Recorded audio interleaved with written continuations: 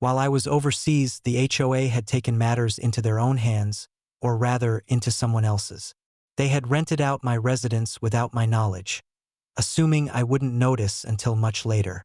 But my group was aware of the situation. When we returned to assess the property, it was clear that their actions had overstepped every boundary of legality and decency. The tenants who had been placed there were confused, caught in the middle of a power struggle they didn't understand. We had no choice but to reclaim the residence by force, though I prefer the word strategic intervention. Every detail was meticulously planned. Entry points were secured, potential resistance was assessed, and nonviolent tactics were prioritized where possible. Yet, there was no room for error. The HOA had made the mistake of underestimating both my legal authority and my military training. The operation unfolded quickly and decisively. The rented furnishings were untouched, but the message was clear. No one has the right to exploit my property while I'm deployed, and certainly not under the false authority of a homeowners association.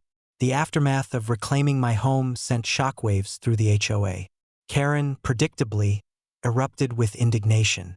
She called emergency services, claiming some unspecified illegal activity. But the police, familiar with the facts of the case, merely took statements and left. It was almost comical watching her realize that her carefully orchestrated schemes had failed, and that the reality of my preparedness was far beyond anything she had anticipated. Even after this incident, they continued their harassment. Notices were sent, demands were issued, and their so-called legal experts were engaged to intimidate me. I was amused rather than alarmed. Their legal threats were amateurish at best, mere paper exercises against someone who had spent decades navigating, crafting, and enforcing the law.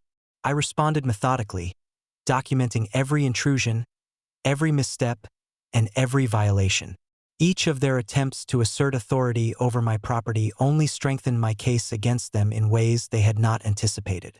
The tenants who had unknowingly been caught in this conflict were reassured and guided through proper procedures. No one was harmed, yet the HOA's credibility suffered irreparably.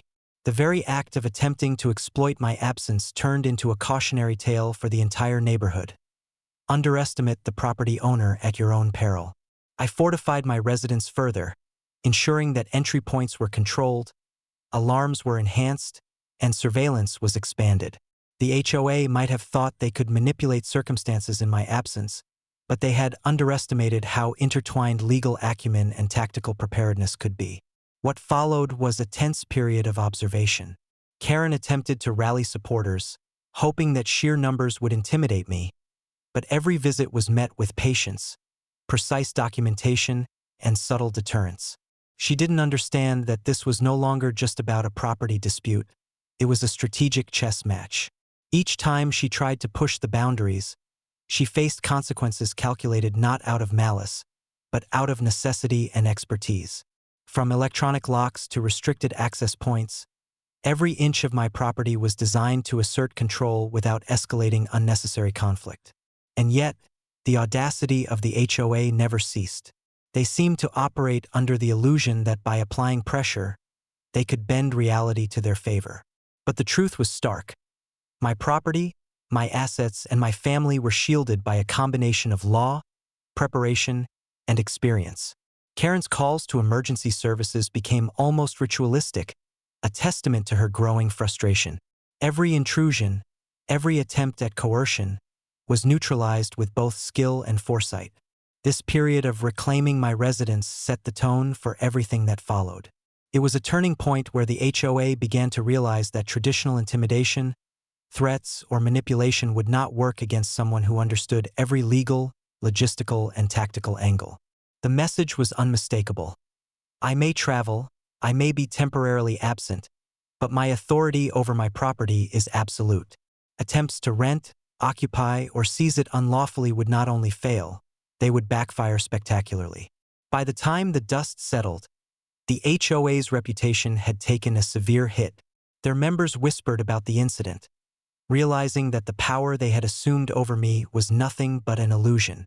And I, having successfully defended my property and upheld my rights, had strengthened my defenses in ways that ensured no future attempt would catch me unprepared.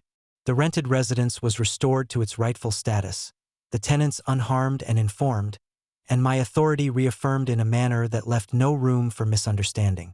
The lesson was clear.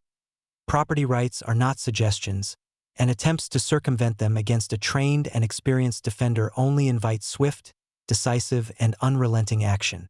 Karen and her cohorts would soon learn that no rental contract, no emergency call, and no arbitrary HOA decree could ever outweigh the combined force of law, preparation, and strategic foresight.